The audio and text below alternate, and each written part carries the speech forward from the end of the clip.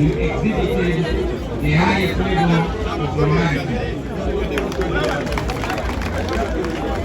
I mentioned it on the day of the debate that there are moments like that, moments of humility, moments of extreme decency. We must commend you for that. In a very special way, I want to salute Comrade Wagala and the humility. Other people were any less humble, but you represented the humility that we stand for. I salute you for that. Please, everybody had a candidate. Everyone had a candidate that they support. Everybody had a view. Everybody had an opinion. From the food service to the highest rank in the party. But we all agreed that the best person has to take it. Integrity is one of our core values. And we hold it in every time. We don't just want to talk about it, we want to practice it. I want to salute our Election Management Committee for a job. To the entire National Unity Platform, you have taken the current regime to school. You have taught them the real meaning of democracy. And this is the democracy that we are practicing even when we are under duress, even when we are not allowed to do what we believe can cut us out as the leadership of the new Uganda that we tell you about every day. Now that we are here, now that we have a candidate, number one, I want to salute, while I salute the contenders, I want to request you, to invite you to practice continuously the values that we've been standing for. Like we all agree, it was a competition.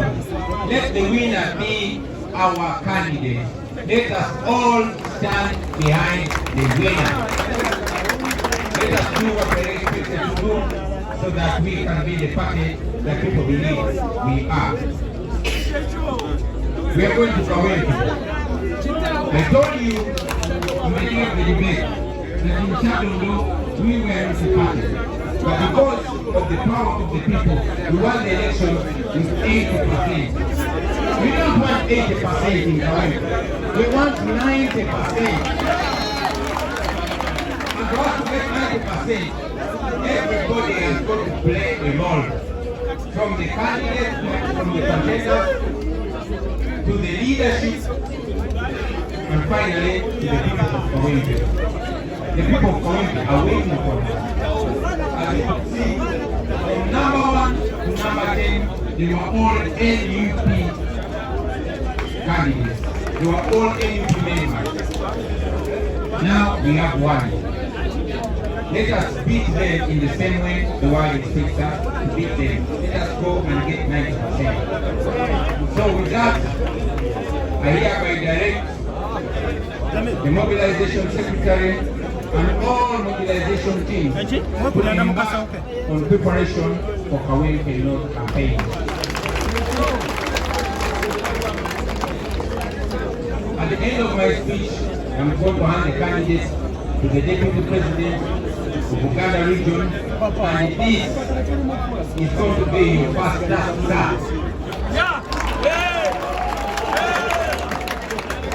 And like you all say, we want 90%. Was it Java, Bagara, 90%.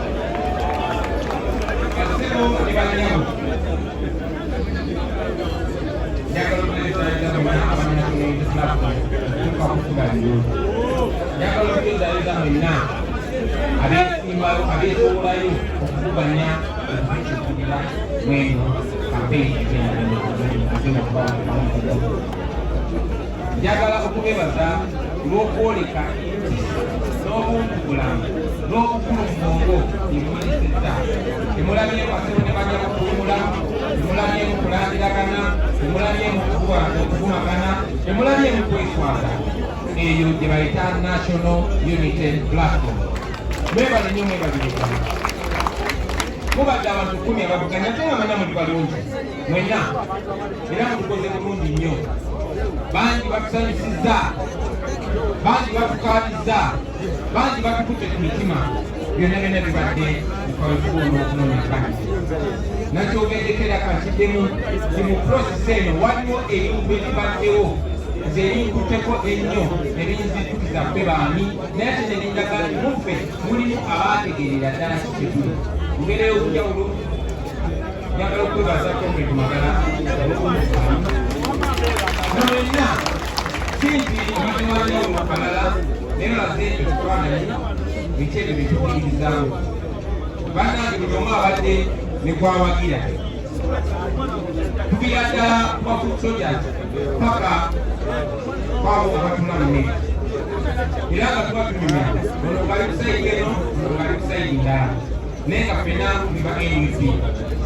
Babaddeyo eyo ababadde bawagira ennyo Sereko Moses nga bamupiirako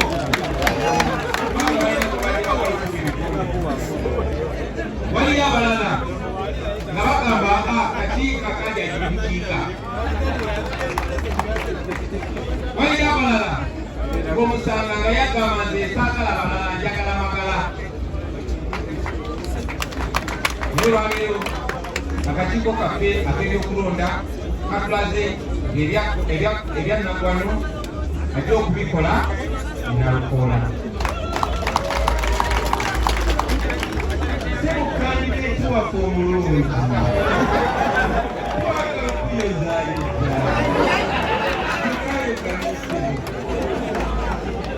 sebo nga tukwasa kulanga yaffe tuginamu obwesigye nga bwe tulina mu bannaffe abalala.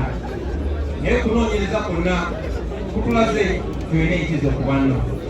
Tukwenamu obwesige, twesiga nnyo omutwe gwo, twesiga n'omutima gwo. Naye kitukoze bulungi nnyo ate olw'otugamba tukulalire ku bikolwa byo. Seba amaaso n'abatalina galubindi tugenda zifuna. Tukwetegereze bulungi, tukuyigireko, naffe tufuuke bannagwano. Nze ng'omuntu manyi emyaka mingi, bina ddala mu gya 9. Manyi nti mwana musajja muyingi nga bakuyita Dr. Gandhi. Njagala kusaba oyo omuyimbi olwedda omukukunuleyo naye omuteekewe okukulembere. Tugenda kuwagira, tugenda kutulia, tugenda kugoberera, tugenda kusiberera mugenda n'okugamba. Tulina essuubi tugenda n'okuwaza, tulina essuubi tugenda tuleka okuwanguza. Tusaba abakulembere akwamaanyi, akwekisa, akuwa obukugu, akuwa obukumu. Zino tetugenda mu kampeyini, tugenda mu lutalo. Zino tetugenda mu kampeyini, tugenda mu ki? eno sampo 226 Kawempe. Tekubanga sijjasibwa emukiwe Kawempe kubaokwawangulanda tugenda kuddamu kuzinvunulabya. Twagala kukozesanga sekuli gye tuyimiriramu okunonayo entebe yaffe ennene gye bafuga. Nga tunona kano akatebe akatono ak'Ekawempe ng'ekakasaakikamulagenda okusaasira tukaleete. Twagala tukakozese nga okusondalo oba okusonda obusungu okumanya entebe yaffe. N'ebigambo ebyo byagala okukyagirira President wa Buganda Region Mobilization Secretary Sibonayo n'abosomere wano ne badeputants bo Bakwasi Mulwanyi Basiike mu Mutabaalo. Mukama abakumire bwe balina omulimo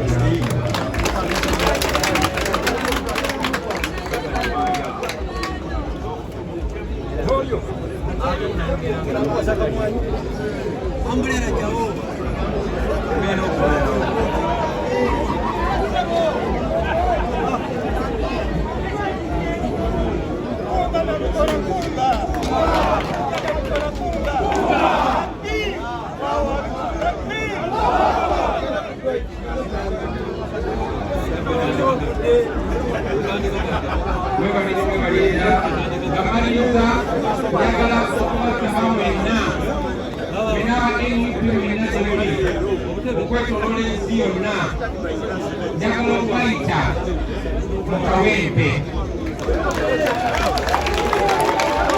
Obukulembeze bwa NUP bwonna omulimu gwe tulina kati omukulu, omulimu gwe tulina omukulu guliwa? Omulimu gwe tulina omukulu guliwa? Omulimu gwe tulina omukulu guli Kawempe. Mujaasi kyagenda okutukulembera nga tugenda mu lutabalo luno Nalukoola. Ani agenda okubikola? Nalukoola. Ani agenda okubikola? Nalukoola. Mwena gyemuli abakulembeze ba foot soldiers abawagizi baffe mwenna banyumira Nalukoola.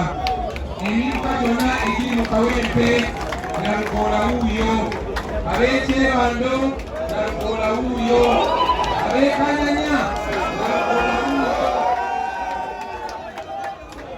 ab'Ekomamboga Nalukoola wuuyo, ab'Ekawempe 1 Nalukoola wuuyo, ab'Ekawempe 2 Nalukoola wuuyo,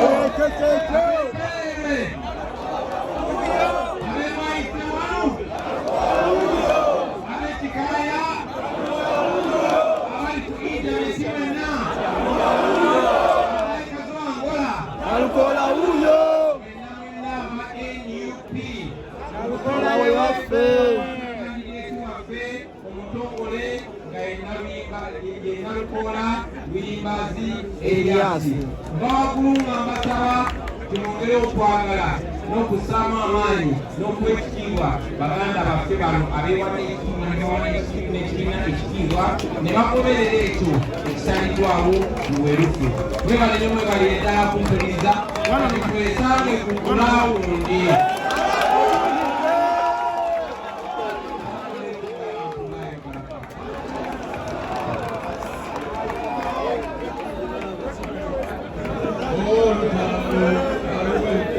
Tuliyambale ngule, tuliyambale ngule, tuliyambale ngule, olutalo nga luwedde. Tuliyambale ngule, tulivimba mu Uganda empya. People power, our power, our power, people power. Mr. President, you can leave us with. Basole banya otubasaba mugende okwebandiisa ababongeza ennaku 7 mugende okugenda amanya gammwe abatanakikola mugende shuwa